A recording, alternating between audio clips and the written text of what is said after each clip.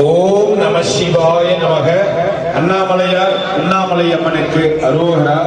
இன்னைக்கு 6/9/2025 6/9/2025 இன்றைய தினம் ஸ்பான்சர் யாருமே கிடையாது.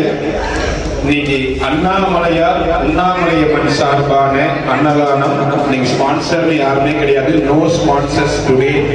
இன்னைக்கு அன்னதானம் கொடுப்பவங்க அண்ணாமலையார் உண்ணாமலை அம்மன்.